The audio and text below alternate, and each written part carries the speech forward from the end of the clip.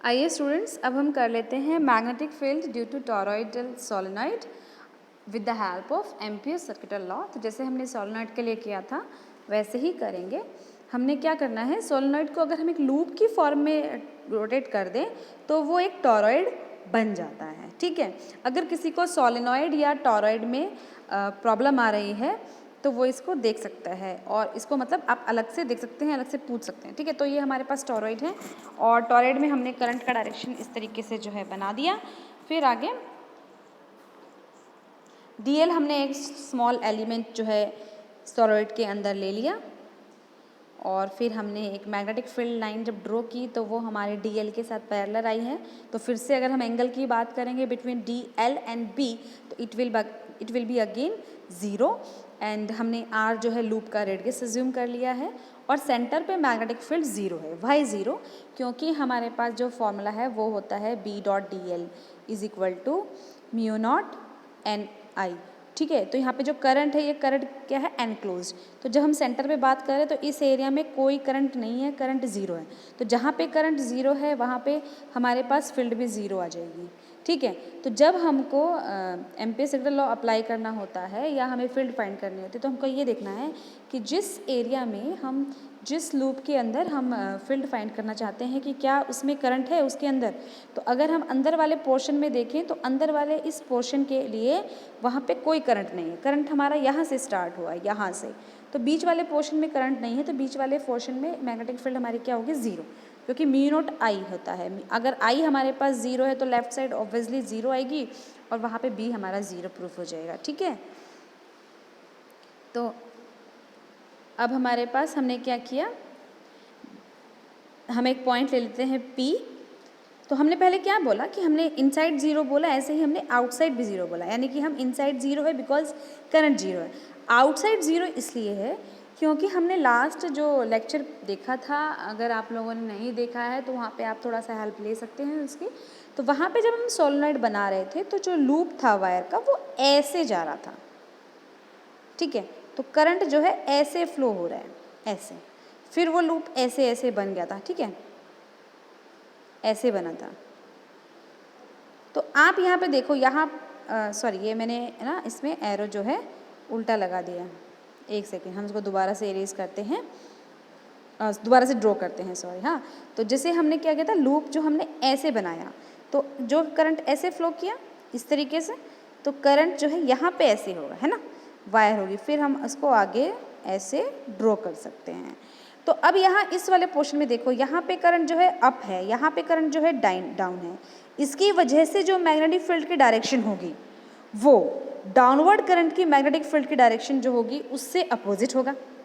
Obviously बात है, यहाँ करंट अप जा रहा है तो इसके लिए मैग्नेटिक फील्ड की डायरेक्शन जो होगी डाउनवर्ड करंट के लिए मैग्नेटिक फील्ड की डायरेक्शन से वो अपोजिट होगी। तो दोनों फील्ड की डायरेक्शन अपोजिट होंगी तो दोनों एक दूसरे को कैंसिल कर देंगी, तो बाहर जो है हमारी मैग्नेटिक फील्ड ज़ीरो होगी, क्योंकि हम बाहर मैग्नेटिक फील्ड का मतलब है ये वाला पोर्शन जो इस लूप के बाहर है। लूप के बाहर होने से हर पॉइंट पे जो है अपोजिट डायरेक्शन में हमारे पास करंट्स अवेलेबल होंगे, तो हर जो अपोजिट डायरेक्शन के करंट्स हैं वो अपनी मैग्नेटिक फील्ड को ज़ीरो कैंसिल आउट कर देंगे। ठीक है, तो हम इनसाइड भी नहीं निकालेंगे, हम आउटसाइड भी नहीं निकालेंगे, हम निकालेंगे in the interior of the torrid.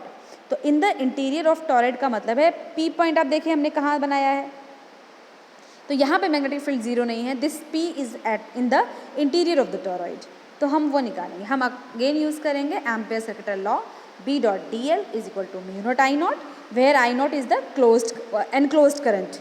ठीक है, तो B डॉट डी एल क्या हो जाएगा हमारे पास, B D L cos zero, zero because the angle between B and D L in the figure is clearly zero. आप देख सकते हैं कि ज़ीरो डी एल और B के बीच में जो है एंगल वो ज़ीरो है।